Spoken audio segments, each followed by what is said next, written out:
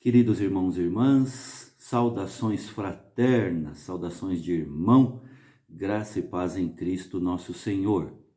Nós estamos aqui para fecharmos esta série de estudos com base no livro de Neemias. Vamos falar mais uma vez hoje sobre o tema Vigilância Contínua, parte 3, a terceira parte, e como eu disse, já encerrando esta nossa série nas nossas devocionais. Nós queremos louvar a Deus que nos conduziu até aqui e agradecer a você que até agora está nos acompanhando. Se por algum motivo você não acompanhou todas as outras devocionais nesse livro, está aqui no canal da Betel, você pode acessar em qualquer tempo, não é? E já se prepare em oração e prepare aí o seu tempo, né, sua agenda para acompanhar estudos que se seguirão, ok? Aliás, irmãos, eu queria aqui fazer alguns avisos, além do término desta nossa série. Quero avisar também que nós estamos com um projeto que eu tenho brincado com os irmãos e chamado de Jovens Teólogos. Nós temos na Betel, pela graça de Deus, vários irmãos com condições de estar à frente, ministrar estudos, levar a palavra do Senhor. E isso é bênção de Deus. E dentre estes nós temos jovens interessados na fé reformada, interessados no estudo bíblico, e eu tenho convocado alguns, outros poderão ser convocados também, e eles já começaram a gravar, e em breve nós colocaremos estes vídeos destes nossos irmãos, né? E isso muito nos alegrará, e a minha oração é que isso também sirva como bênção para a igreja, para os próprios irmãos que estão estudando, se esforçando e também servindo a Deus por meio deste veículo que é o YouTube, as nossas devocionais aqui no canal da Betel. E um último aviso, irmãos, antes de darmos sequência à devocional de hoje, é quanto à escola bíblica dominical. Há alguns domingos nós retornamos a EBD, como assim chamamos, presencial. Mas o que eu tenho notado, irmãos, é que nós podemos ter uma presença muito maior na nossa escola dominical. Nós, irmãos, temos tido o deleite, a alegria de termos estudo sequencial num livro da Bíblia. Nós estamos crescendo juntos. É verdade que essa aula é transmitida ao vivo, porque o nosso objetivo é alcançar cada vez mais pessoas com o Evangelho, mas é também verdade que você que não está nos acompanhando ainda, não está vindo à igreja presencialmente, pode fazer isso. Eu entendo que nós ainda vivemos tempos difíceis por conta da pandemia, mas entendo também que com todos os cuidados que a igreja tem tomado, aliás, desde o retorno das atividades presenciais, é possível retornar, não é? Temos ali álcool em gel, temos ali o cuidado com os irmãos estarem distanciados, né? Juntos, mas resguardando o distanciamento. E vamos levar em conta que em muitos ambientes da vida corriqueira nós estamos esbarrando uns nos outros. E por que nós não podemos fazer isso na igreja? Não é? Então pense nisso. Eu louvo a Deus por você que está desde o retorno da EBD conosco, não é? Está ali presencialmente, até o horário foi reajustado, não é? Há algum tempo atrás, antes da pandemia, era mais cedo, agora nós iniciamos às 10 da manhã. Então, veja, pense nisso, reflita nisso. Você precisa estar na EBD presencialmente. E com certeza a sua vida será ainda mais abençoada. Muito bem, a minha pergunta inicial, antes mesmo de nós cantarmos, é a seguinte: quanto a dois assuntos que nós vamos tratar aqui nesse trecho final do último capítulo do livro de Neemias. Qual é a sua posição quanto ao dia do Senhor e quanto ao casamento com não crentes? Quanto ao dia do Senhor, há uma visão muito errada, não é? Bom, o descrente pensa que o domingo é ainda o final de semana. Então ele olha para a segunda-feira como sendo o primeiro dia da semana, né? Ora, se assim fosse, não seria segunda-feira, seria primeira-feira, né? Mas nós sabemos que a semana começa no domingo. E o domingo é o dia do Senhor, como a gente vê no Novo Testamento. Então, qual é a sua posição quanto ao dia do Senhor, quanto à guarda e à observação desse dia, o dia do Senhor? E também a sua posição, a sua opinião quanto ao casamento com não crentes. É verdade que casamento não é sacramento, ou seja, não é só para cristãos. No entanto, um cristão casando-se com um não cristão, essa diferença de fé, isso é decisivo e gera muitos desajustes, não é? Qual é a sua posição quanto a esses dois assuntos? Nós vamos estudar aqui com base no texto de Neemias. Irmãos, pensando no todo do livro de Neemias, um homem que se colocou nas mãos de Deus porque foi por ele impulsionado a servir como bênção na vida de outras pessoas, pensando na vida dele, eu creio que o hino 221 é muito propício, porque ele fala: quero ser um vaso de bênção. Vamos cantar? Hino 221, um vaso de bênção. Aliás, irmãos, por que um vaso de bênção? Essa é uma tradução do original em inglês, quero ser um canal de bênçãos. Esse é o sentido. Um vaso de bênçãos como sendo, talvez aqui, um vaso sanguíneo, um canal de bênçãos por onde Deus mande as suas bênçãos e nós apenas possamos ser canais transmissores da bênção do Senhor.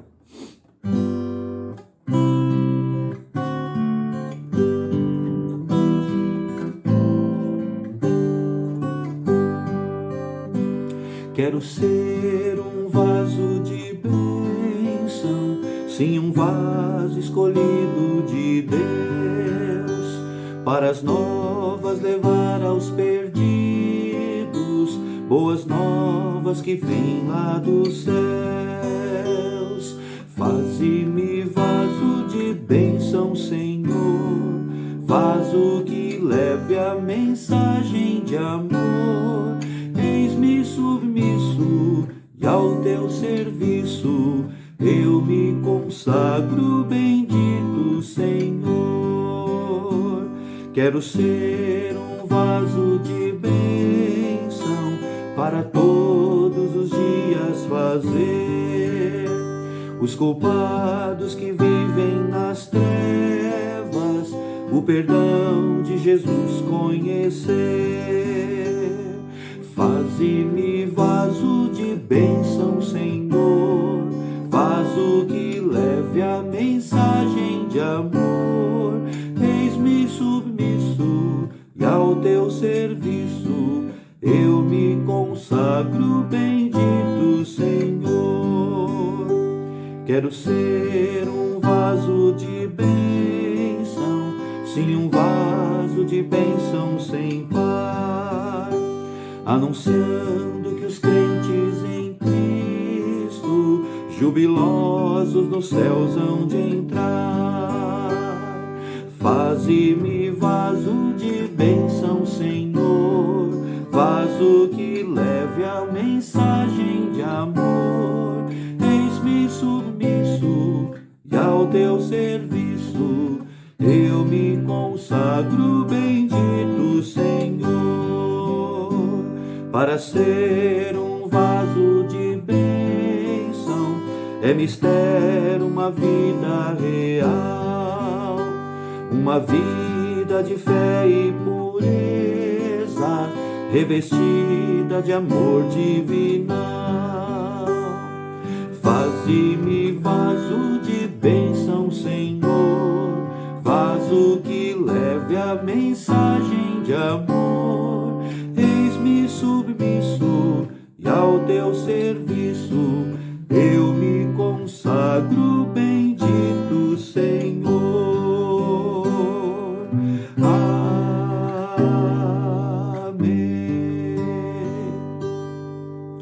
Querido Deus, nosso Pai, nós te louvamos porque até aqui o Senhor nos abençoou nesta nossa série de estudos em Neemias.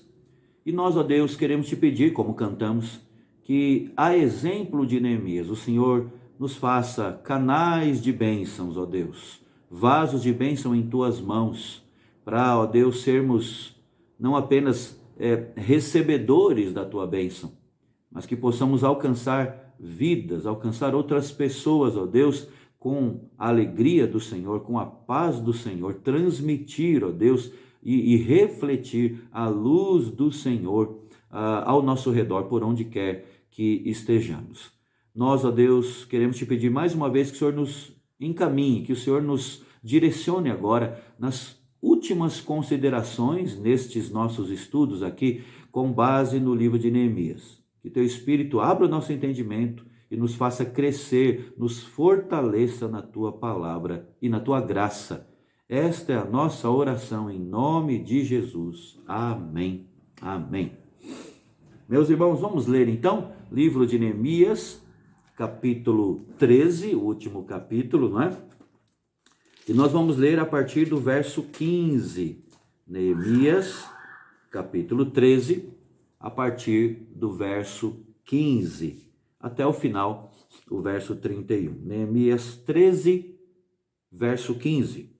O texto sagrado nos diz assim: Naqueles dias vi em Judá os que pisavam lagares no sábado, ao sábado, e traziam trigo que carregavam sobre jumentos, como também vinho, uvas e figos e toda a sorte de cargas que traziam a Jerusalém no dia de sábado, e protestei contra eles por venderem mantimentos neste dia.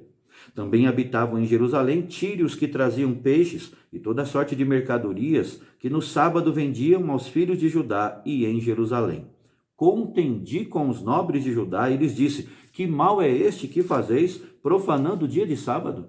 Acaso não fizeram vossos pais assim, e não trouxe o nosso Deus todo este mal sobre nós e sobre esta cidade?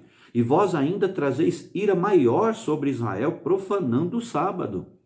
Dando já sombra às portas de Jerusalém antes do sábado, ordenei que se fechassem e determinei que não se abrissem, senão após o sábado. Às portas coloquei alguns dos meus moços, para que nenhuma carga entrasse no dia de sábado. Então, os negociantes e os vendedores de toda sorte de mercadorias pernoitaram fora de Jerusalém uma ou duas vezes. Protestei, pois, contra eles e lhes disse: Por que passais a noite defronte do muro? Se outra vez o fizerdes, lançarei mão sobre vós. Daí em diante não tornaram a vir no sábado. Também mandei aos levitas que se purificassem e viessem guardar as portas para santificar o dia de sábado. Também nisto, Deus meu, lembra-te de mim e perdoa-me segundo a abundância da tua misericórdia. Vi também naqueles dias que judeus haviam casado com mulheres asdoditas, amonitas e moabitas. Seus filhos falavam meio asdodita e não sabiam falar judaico, mas a língua de seu respectivo povo. Contendi com eles e os amaldiçoei e espanquei alguns deles e lhes arranquei os cabelos e os conjurei por Deus, dizendo: Não dareis mais vossas filhas a seus filhos e não tomareis mais as suas filhas, nem para vossos filhos, nem para vós mesmos. Não pecou nisto Salomão, rei de Israel? Todavia, entre muitas nações não havia rei semelhante a ele, e ele era amado do seu Deus, e Deus o constituiu rei sobre todo Israel. Não obstante isso, as mulheres estrangeiras o fizeram cair no pecado. Dar-vos-íamos nós ouvidos para fazermos todo este grande mal, prevaricando contra o nosso Deus, casando com mulheres estrangeiras? Um dos filhos de Joiada, filho do sumo sacerdote Eliasibe, era genro de Sambalate, o horonita, pelo que o afugentei de mim. Lembra-te deles, Deus meu, pois contaminaram o sacerdócio, como também a aliança sacerdotal e levítica. Limpei-os, pois, de toda estrangeirice, e designei o serviço dos sacerdotes e dos levitas, cada um no seu mistério, como também o fornecimento de lenha em tempos determinados, bem como as primícias. Lembra-te de mim, Deus meu, para o meu bem. Então, temos aqui neste trecho final do último capítulo do livro de Neemias, este homem de Deus, que era o governador de Judá, clamando contra o povo que tinha caído de novo nos pecados que tinha prometido diante de Deus abrir mão. E ele fala então primeiramente da questão do sábado. Ele fala de guardar-se do pecado da comercialização do sábado. Irmãos, essa questão do dia do Senhor, né, é muito interessante para nós. Por quê? Porque o Senhor não tem autoridade somente sobre as nossas posses, mas também sobre o nosso tempo. A guarda do dia do Senhor deve nos fazer lembrar disso. Ele tinha acabado de falar sobre a questão dos dízimos e ofertas. Deus tendo autoridade sobre o que nos vem à mão, sobre os nossos bens. Mas agora ele fala da questão do sábado e da comercialização do sábado. O Senhor tem autoridade também sobre o nosso tempo. Deus generosamente deu ao seu povo 6 dias completos por semana para comprar, para vender, para negociar, para seguir com as suas carreiras. E ele prescreve apenas um dia para ser santificado, separado, para que ele mesmo seja honrado de uma forma ainda maior nesse dia. Mas o povo se tornou ganancioso, é o que nós vemos aqui, e se recusou a fazer isso.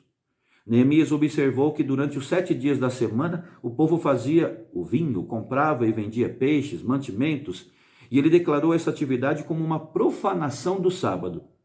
Profanação porque quebrava o mandamento, o 4º mandamento de guardar o dia de descanso. Profanação também porque era uma quebra da aliança que eles tinham feito, que nós já estudamos, está no capítulo 10 do livro de Neemias, não é? Como é que Neemias lidou com esse problema, irmãos? Mais uma vez é dito que ele contendeu, uma reprimenda verbal, né? Versos 17 e 18. Contendi com os nobres de Judá e lhes disse: que mal é este que fazeis? Ou seja, ele não falou isso, como dissemos no último estudo, dando flores. Ele contendeu: que mal é este que fazeis? Vocês estão profanando o dia do Senhor. E os pais de vocês fizeram assim, e foi por causa disso, ou esta foi uma das causas de tudo que nos aconteceu, né? Ele diz assim: acaso não fizeram vossos pais assim, e não trouxe o nosso Deus todo este mal sobre nós, sobre esta cidade, o cativeiro e tudo mais, né? E vós ainda trazeis ira maior sobre Israel, profanando o sábado.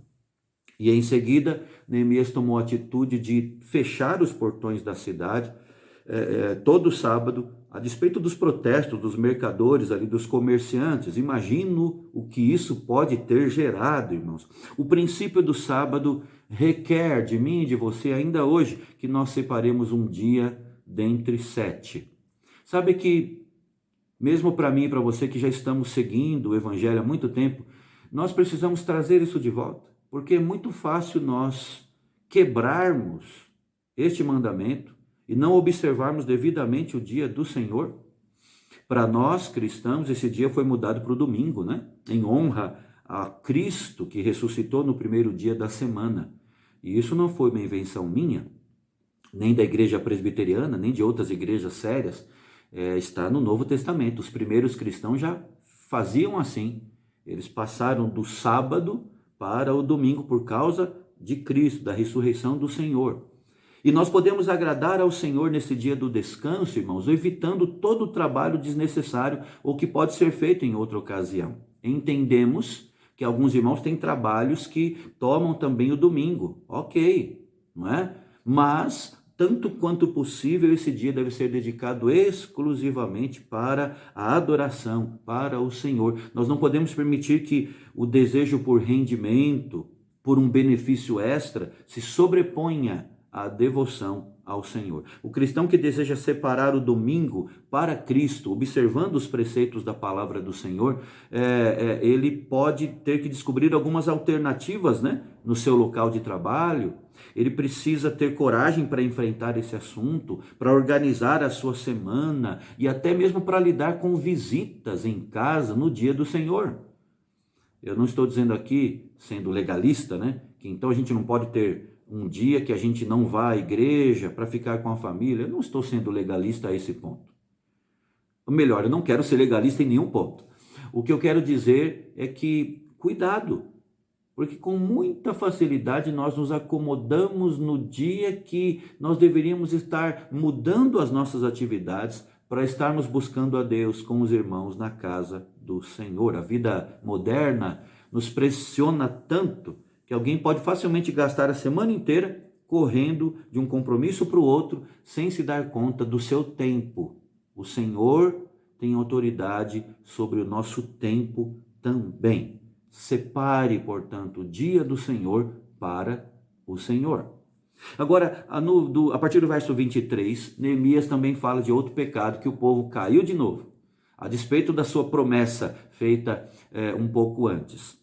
Ele fala de guardar-se do pecado de casamentos com não crentes. Casamentos, portanto, impuros. O povo de Deus, nos dias de Neemias, tinha casado com mulheres descrentes, e isso quer dizer mulheres que não temiam a Deus. Isso quer dizer casamento com mulheres que tinham uma cultura idólatra. Esse é o ponto. Não somente eles com isso violaram a aliança que tinham feito, capítulo 10, que nós já citamos, mas também eles violaram as prescrições de Deus por toda a lei de Moisés contra o casamento com não crentes. Até mesmo os sacerdotes tinham aderido a essas uniões. Irmãos, ainda hoje os cristãos estão sendo influenciados a aceitar visões do casamento que estão em desacordo com o desígnio de Deus para o matrimônio. Namoros, casamentos nos quais a fé não é um fator que está sendo observado.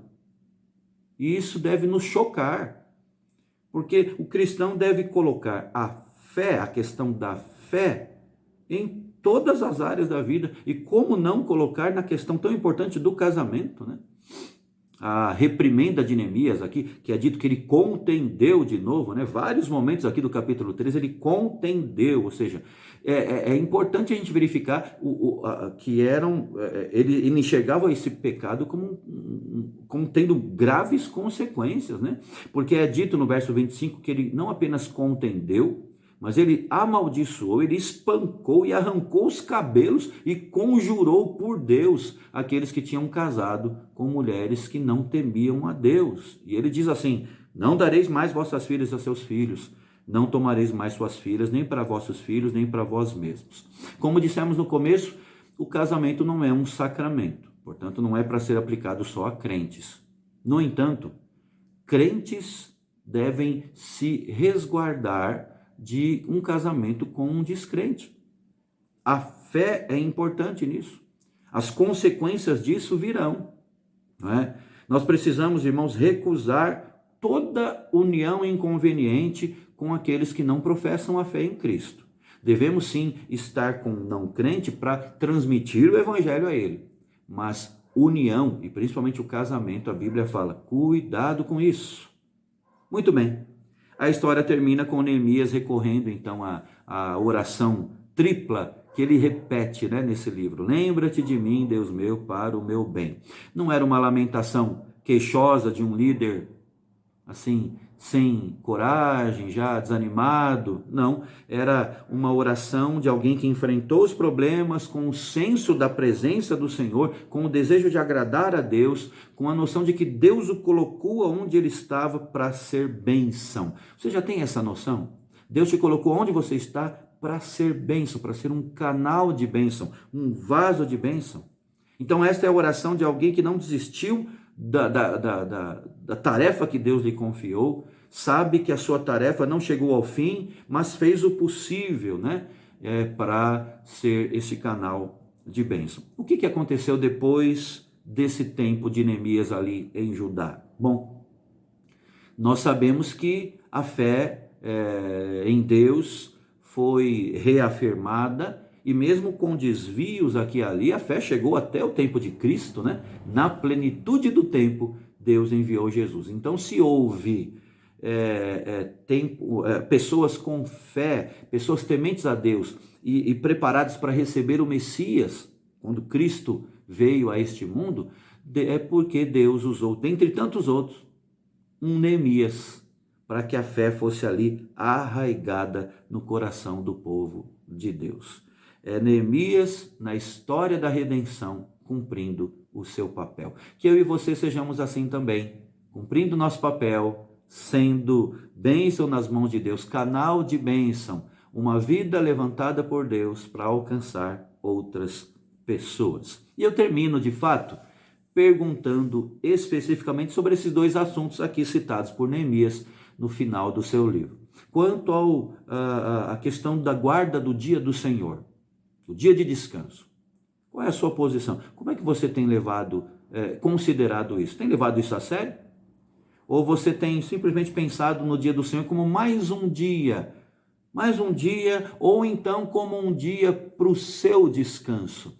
Não descanso no sentido bíblico, que é mudar de atividade e se voltar mais para a adoração ao Senhor. Como é que você tem encarado a questão do casamento com não crentes? Isso é muito sério. Isso é muito sério. As repercussões, as consequências disso são para a vida toda. Então guarde isso. A questão da fé precisa permear todas as nossas decisões. Que o estudo nesse livro tenha lhe abençoado e que você esteja aqui conosco nos nossos próximos estudos, das próximas devocionais, buscando ao Senhor junto conosco e que assim possamos alinhar a nossa vida, não é? À vontade do Senhor das nossas vidas. Deus te abençoe muito. Vamos orar com a nossa família. Até o nosso próximo estudo, se Deus quiser. Um forte abraço, irmão e irmã.